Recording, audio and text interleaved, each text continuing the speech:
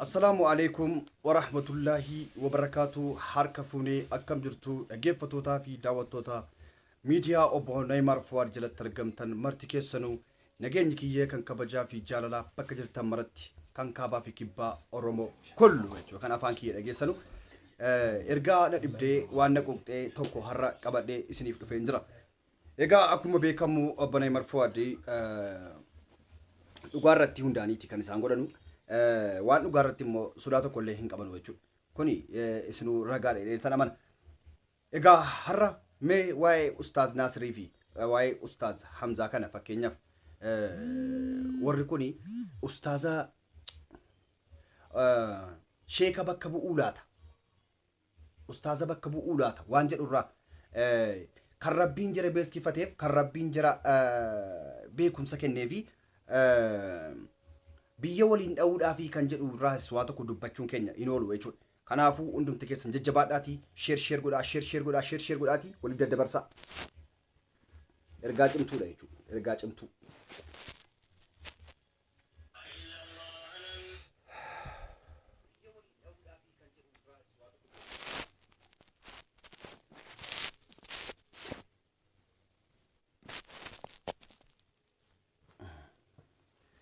Jabada ijoollee fidaa kan jabadhaas sheer godhaa walii daddabarsaa.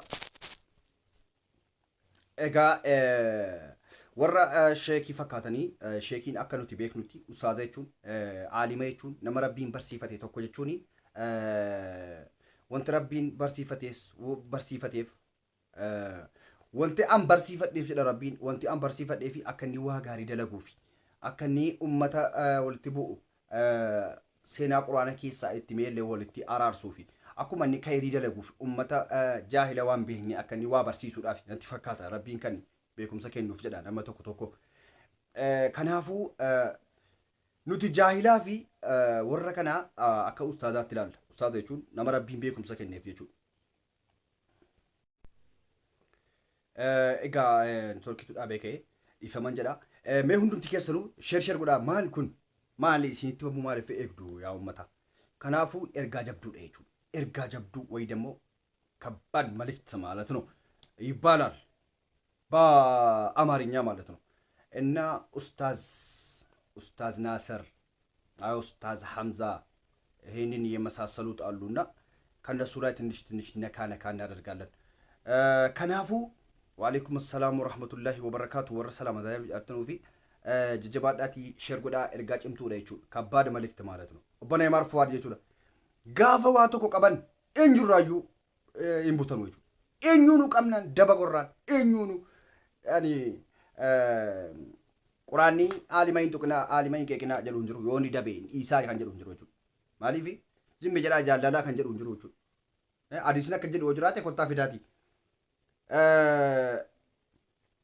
An kan hin beekumsa kennee fi akka inni akka mootiitti ta'u miti jala Rabbiin jechuudha. Kanas yaa jamaa qaraanee beenna yookaan immoo qaraarraa is barannee beenna waan taaneef jechuudha. Jaahila yoo taane illee jechuudha. Amma ta'e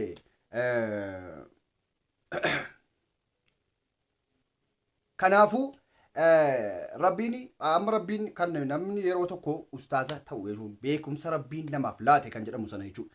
Jira beektu garuu Rabbiin kana hunda keessaa nama kana hunda keessaa si beekaa godhachuunsaa akkati waa gaarii dalagduuf akkati ergaa gaarii dabarsituuf jechuudha. Jaahilawwan akka keenyaa kanaaf jechuudha. Akkati ergaa gaarii nu barsiiftuuf jechuudha. Mee fakkeenyaa Ustaaz Naasir mee nama akkamiiti kan jedhu har'a laalla wajjin jechuudha. Waan inni dubbataa tures mee waliinumaa ilaalla jechuudha. Jabaadhaati nama sheer godhaa ijoollee fidaa. Ummata jazbaa bichaadhaa ijoollee kana jala guutan jedhama.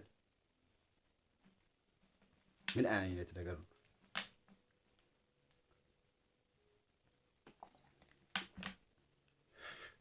أكلوا تيسين توم معرف زي متى فهم بنتلال شير قولي كي زي ميدلال يو كاني موت أنا جميل جرا أرجع سيا قولوا مداني عالمي كنافو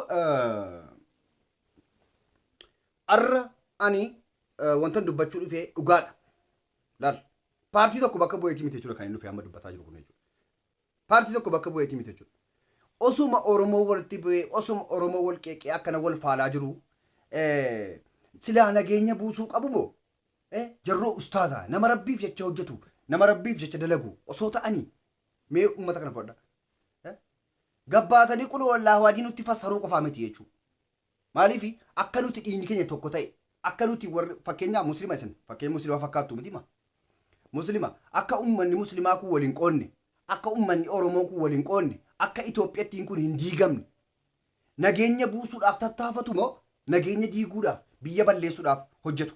Ummata kana rabbiin biyya hadii ganuuf ergatee laata beeskifatee laata beekumsa kan rabbiin namaa laateef akkati waan gaarii itti dalagduuf jechuudha. Garuu waa tokko sitti uumar barbaade. Sun maa inni zabana akhiru zaman keessa jechuudha. Zabana akhiru zaman ergamaa keessa sallallahu alaihi wasallam gaafatamaniiru. Zabana booddee keessa zabana akhiru zaman keessa waan akkamiitu mul'ata jedhamee gaafatan sahaabonni gaafatan jechuudha. Yommuu gaafatanu maal jedhan zabana booddee keessa namatu walajjeesaa lubbuutu yoo xiqqoo taatii abuma argetu walajjeesaa du'atu baay'ata waan adda addaa kana fakkeenya himanii ka'anii ammas dabalata maal jedhan nama rabbiin beekumsa kenneef nama rabbiin beekumsa laatee fi imaana kennee fi beekumsa rabbiin biraa malee hin kennamu jechuudha. Baratteef qaraatee miti meeqatu qara'ee har'a kunoo mahayyimii ta'ee jira jechuudha. Meeqatu baratee waa tokkotti ba'uu dhiisee akkasiin taa'aa jira jechuudha. Rabbiin sii kennu malee hin jiru jechuudha. Hin jiru waan ta'eef namuma rabbiin ulfina isaa ol fuudhee beekumsa isaa laateef kanaafiyyuu kana kanaafayitu kafaraa jedhan dhugaadha. Asuma argaa jirru jechuudha. Kan ammoo sheeka kamuyyuu deemaa gaafadhaa obbo Neemaar Fuwaadii sobanii jedhan jechuudha. Otuma beeknu callifne jechuudha. Anaa miti kan akka jedhe. Awwal jimmaa bilookii akkana sibilookuu ka'een isa garuu bakka dhiis. Maaliif yeroo xabaafii fi yeroo qubna garaa adda baafadhaa beekaa. Bakka yeroo qubna garaa sheer godhi zimmeedhi. Yeroo qaaqaa taphataan jiru yookiin biyyoo haadhaan jiru jechuudha. Kanaafuu zabana booddee keessa ummata akkanaatu uumamu addunyaa irratti jedhan sirriidha kun. Wallaahi sirriidha. Maaliif nama rabbiin beeskifate nama karaa fa'i kafaraa sheeka fa'i kafaraa jedhan. Kun kafaraadha malee kun amma sheeka. Karaa nagaa dhiisee karaa sharriitti nama waamu jechuudha. Mee amma fakkeenyaa fi dhaggeeffadhaa ka. Dhaggeeffadhu. Sheeka maqaa sheekaa hin tuqnii warreedhaaf jirti koomantii argeen ka'e amma. Hin gowwoomin. Rabbiin sobarratti malee dhugaarratti waa tokko sin godhu. Waa tokkollee sin godhu jechuudha. Lakkii waan inni qulqullaa'inaa fassareef jechuudha. Hai inni nama rabbiiti jedheetanii maqaa isaan dhawwe jechuudha. Bara bakkii dhaqii akkoo keetti miisa akkasii jechuudha. Abaarsinuyyuu seera malee nama abaarraan abaarsiisuus itti deebi'a jechuudha. Kanan beektu rabbii minni kun yookiin jawaarii miti yookiin abiyyi miti bar rabbii jechuudha. Kan waan barbaade gochuu danda'u jechuudha. Malee waan ani jawaarii arrabse jawaar waan godhee waan abiyyi tuqeef abiyyi waan gochuu waan akkasii miti kun waa'ee rabbiiti jechuudha. Isin ilaallatu. Ilaaltee? Kanaafuu rabbiin gaafa sheeka si godhu gaafa aalima si godhu akkati waa gaarii barsiiftuufi malee akkati yuutiibii ittiin dalagattuufi miti. Laal gabaabinumatti jechuudha. In jiru kaa wanta akkanaa kun hin dhageenye nuti. Hin qaraanes waan akkanaa. Egaa aalima meeqaa wajjinis jiraannee irraa dhageenye irraa kan maqaa rabbiitiin nagadadhu jedhu hin jiru. Nigdii jedhama jechuudha. Nigdii. Warra nigdiidhaaf maqaa rabbiitiin gabbahee muslima fakkaate jechuudha. Kuni bakka ustaazaas hin bu'u bakka sheekaas nuuf hin bu'u kun. Dhugaa rabbii isiitti machu. Dhugaarra deemaa dubbadhaa dhugaarra deemtanii dubbannaa rabbi waa tokko isin hin godhu jechuudha. Lakkii waan sheeka ta'ee fi hin tuqamu. Sheekii namdiibni kafaraa akkanaa maaliif dhiibdama? Itti muddama jechuudha. Namni nama akkanaa lafa buuse rabbi irraa waan dhabu jechuudha. Maaliif? Zabana boodaa keessa siluma sheekatu kafartii tokko kafartii jechuudha. Akkasi wallaahi laasi. Oromoo yeroo ammaa akkuma jedha. Sheeka maraattee fi saree maraattee ajjeechaa malee farran qabduu jedhama. Ajjeesuu yoo ta'e malee farran qabdu jechuudha. Saree maraattee fayyuu dandeessi. Sheekii maraattes akkuma sana jechuudha. Kanaaf bakka hin bu'u jechuudha. Kun sheekatus aalima keenyas bakka hin bu'an jechuudha. Mee aalimoota keenya ilaalaa warra rabbiin badhaase yaajama. Mee warra barsiisummaadhaaf uummata keenya jaahila barsiisuudhaaf warra miidiyaa irraa halkanii guyyaa afaan jaraa itti gogee taa'anu miidha qalala dhugaanii fi somni adda isiniif baati jechuudha yeroo sana. Jarri waa'ee siyaasaa keessa bu'u, waa'ee abiyyii keessa tuqu, waa'ee jawaar tuqanii beeku, waa'ee azaabaa jannataa qofa kan isaan himan jechuudha ta'ani. Barsiisaa jarri kan rabbiin jara beeskifateef waan beekan kana jaahila akka barsiisaniidhaaf jechuudha. Malee biyya diigii itti dhukaasii achiin maal jedhi erbeen kun immoo jechuudha bakkaan buutu jechuudha. Kun erbeen.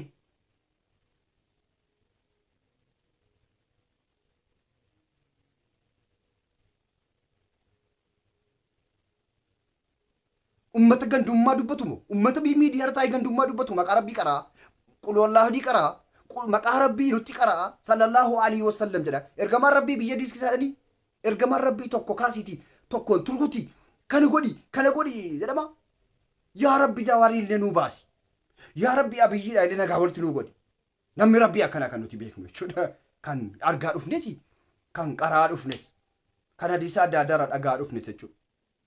Kan beekaarra qaraa dhufne jechuudha baraa dhufne bara dhaggeeffataa har'a geenye jechuudha. Malee quraanni malee hadiisni jabaadhu maqaleen akkana. Fidi mee viidiyoo tokko waa'ee obbo Naasir keenya dubbatan dhaggeeffadha.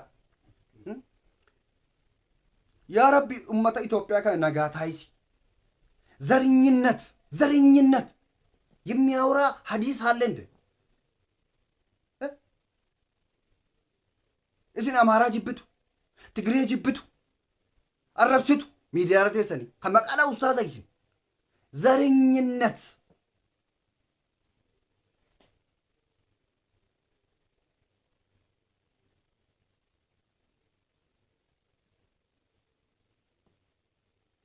ዘረኝነት ነው ሁሌ የሚያወሩት መቀሌ እንደዚህ አድርግ አማራ እንደዚህ አድርግ አብይ ilmu ነፍጠኛ kun yaaki kun amma kafaraa dhamo kun nama alima tokko hedduu sila amma kanatti nam tokko na cubbuu kaa jira bara cubbuu hin kaa'inaa isa silaa jedhamuyyuu cubbuu akka namarra kaawwa jechuudha ummata akkanaa qabna jechuudha zabana akiru zamaan keessa wama jiruudha kun ergamaan keenya nuu dhaamaniiru jechuudha nama akkanaatu kafaraa jedhanii nuu dhaamaniiru jechuudha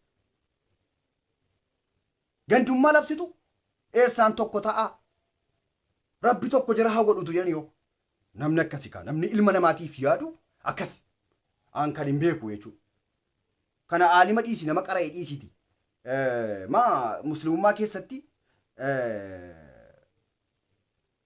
Musliimummaa keessatti ስለ ዘረኝነት እንዲስፋፋ የሚያወራ ቁርአን አለ እንዴ? ብለዋሉ እንደ መልእክታችን አላሉ። በቃ የሰው ልጅ አንድ ነው በቃ ወላ አማራም ሆነ ወላ ትግሬም ሆነ ወላ ኩሎም ሆነ በቃ አንድ ነን። ከአደም ነው የተፈጠርነው። አንድ ነን። ቁርአናችን ደግሞ እንደዛ አይልም። አንድ ናችሁ የሰው ልጅ ዘር በዘር ተከፋፈሉ በዘር ተጣሉ የሚል ሸሪዓም የለም። ካለ ደግሞ አለ ይበሉኛ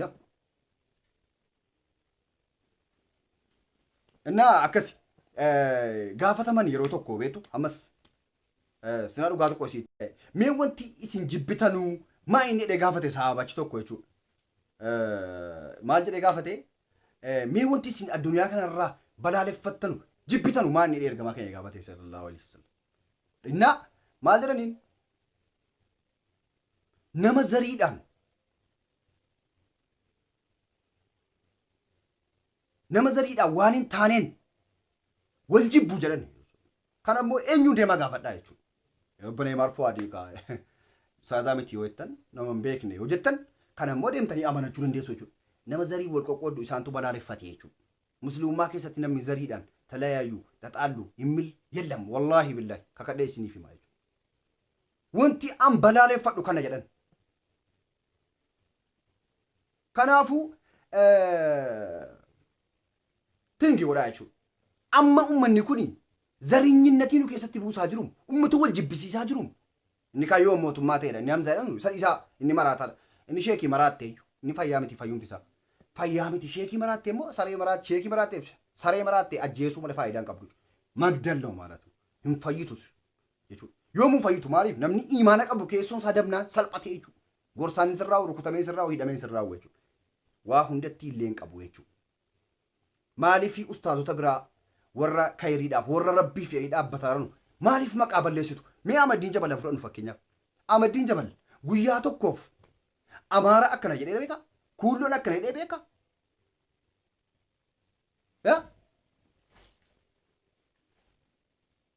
Nama afaan isaa dhaga'u hundaaf dubbata inni. Nama rabbiif jecha dhaabbataa jiru jechuudha. Malee Amaaraan akkana balaaleffadhaa, Tigireen akkana balaaleffadhaa jedheen beeku. Namni rabbiif dhaabbatu. Maaliif isaan kan beekumsa rabbiin kennee fi akka isaan uummata walitti araarsaniif akka uummanni zarinyatiidhaan waliin irraan baqanneef akka uummanni waliin nyaanneef amantaadhaan. Kanaafiyyuu amantaa namaallee kan darbii tuqin jedhu jiru. Saba namaas zarii namaas deemii tuqi amantaan jedhu tokko illee hin jiru. Sadhumaati jechuudha.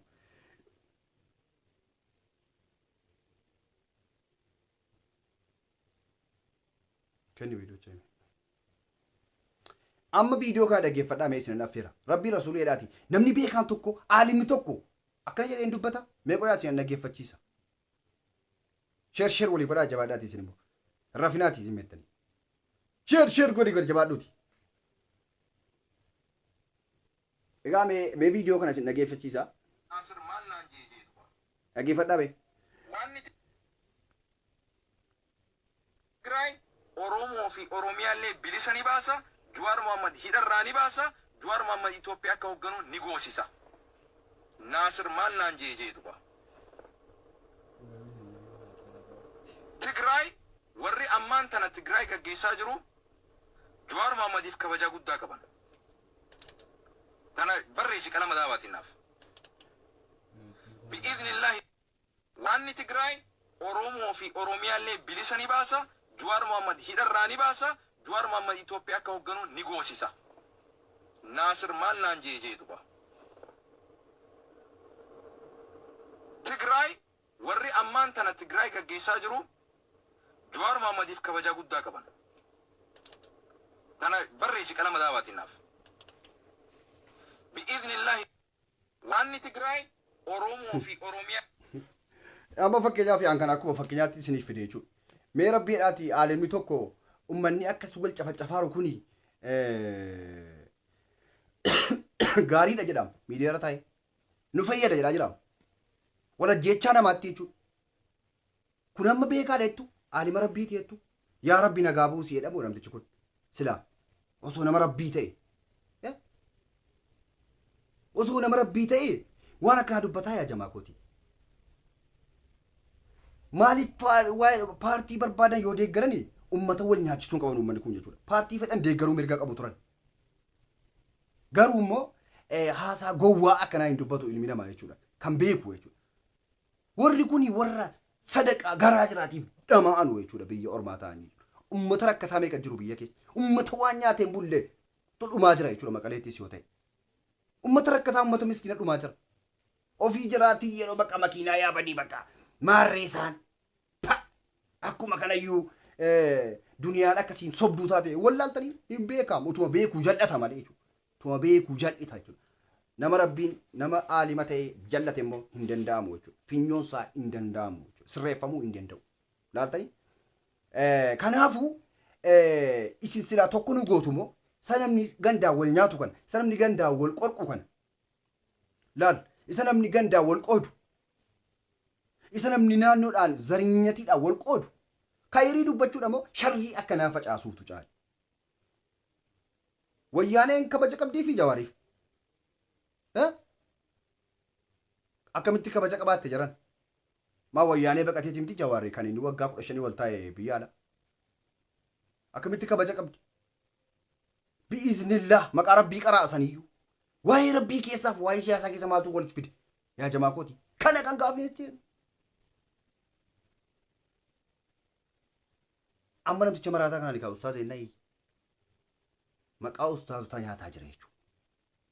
Ustaaza jechuun yookiin aalima jechuun zariidhaan naman qoodu tokko naannoon naman qoodu Amaara kiristaana zarinyiinatii hin facaasu wanta kana haraama isarratti rabbiin beeskifatee jira jechuudha. Hin beeku waan kana beektanii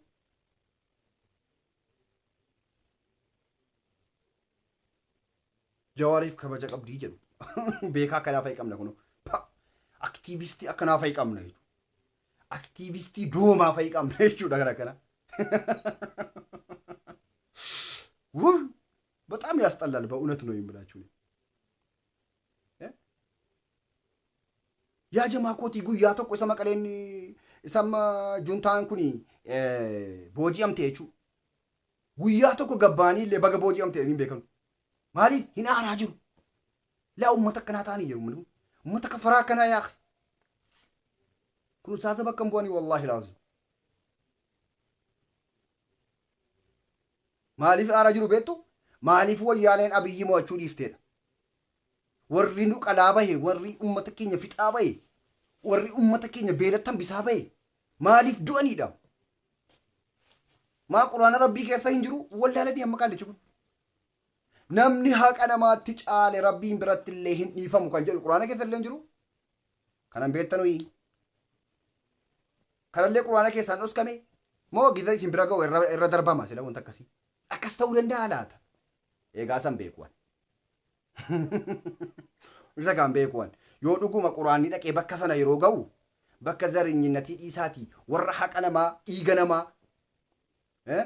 warra bakka tokkotti haadhaaf ilmoo ajjeesaa ture.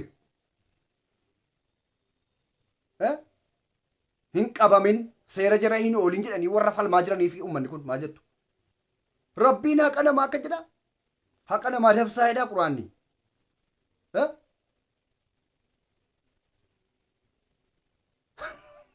Wallahi laazim በጣም ቢገርም ነው በር አክሩ ዘማን ከነ ከሰ ዋባዬ አርጋ ጅራ ይቹ ዱጋ ደሞ ኩን ኤርጋ ሳኒ ኬሳ ኢሰ ቶኮ ደይቹ ነመ ረቢን ቤስ ኪፈቴ ቱሩ ነመ ረቢን አሊ መቁደቴ ቱ ከፈራ ጀደን ይቹ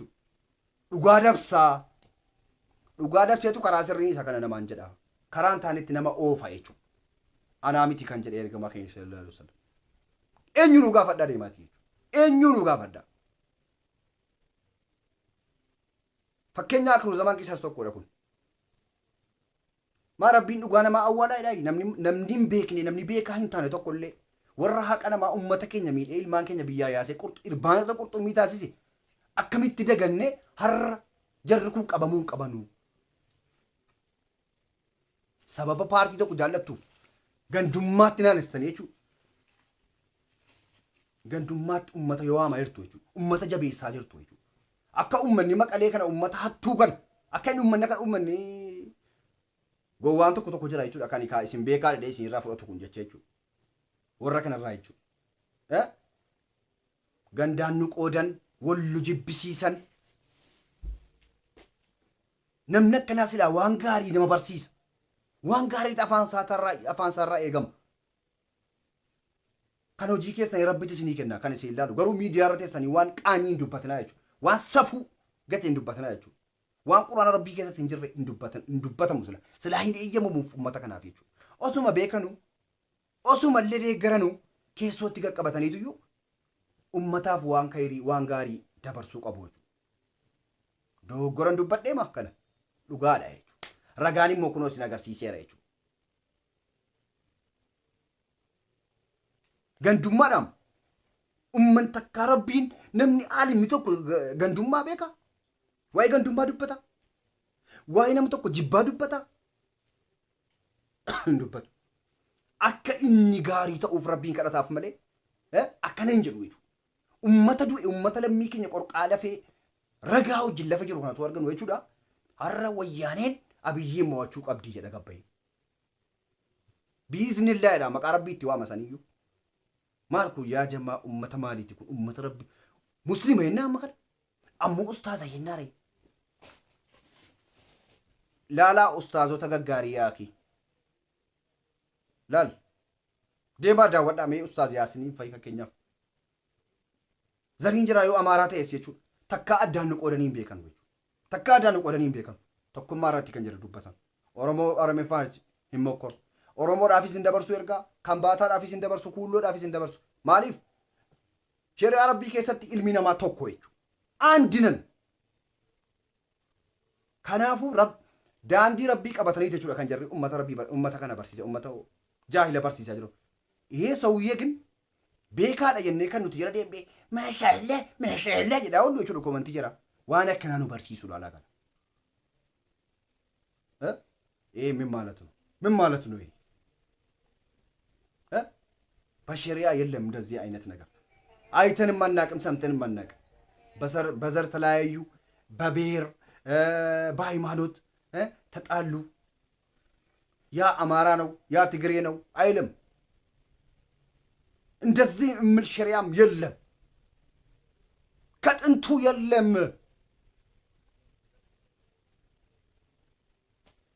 ይሄን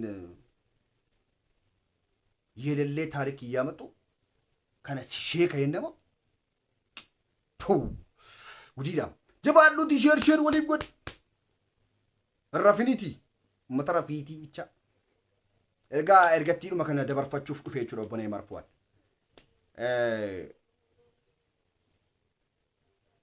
ከናፉ እንዲከሰኑ ሸርሸር ወሊበቹ እንደገትናቲ አባንሲ ፈሄደ ኢትፈሄደሚ ናይ ማርፏል ከነሞ ሂንሶቤ ወሬተን ዴማቲ ኡስታዛ ተወረ ረቢ ፈቻ ነው በርሲሰኑ ዴማ ጋፈዳ ዱጉማ ናይ ማርን ሶቤ አጀደን ወቹ ጋፈስኮ ቱቲን ነታዘቢ ወለቁ ነብሲሲ አብቸቹ ረጋው ጅን ዱባና ነው ትየቹ ላልተኒ ወረ መቃ ሙስሊሙ ማቲን ቀበተ ወረ መቃ ሼኩ ማቲ ቀበኒ ሼኩ ተከኛ መቃ በለሱፍ በከም ቦን ወርኩ ወርራ ከሶኒ ኩን የቹ ወር ረቢን ኦን ጀራ ጭምሴቹ ኦሶቤ ከን ወሪ ደብ ሳጅራን ወቹ ከናፉ ወረ ከናራቲ ኑቲ ጃይላ ዋንታኔ ፊምቤኩን ዋንታኔፍ ቤካድ እነ ጀራ ፊጉን ኑስ በዋቲ ገልቻ ጅሩ የቹ ከናፉ ወንተ ከሲን በርባቺሱ አመ ጅሩት ረቢን ብየ ከኛ ነጋጎ ዘሪ ወልቆ ቆዱ ዲፍኔ ናነው ገንዱማ ወልት ዴቡ ወኛቹ ዲፍኔ ወላ ረብሱ ዲፍኔ utu jarri beeku to dakana wana kana gorsani wana kana nu dabarsani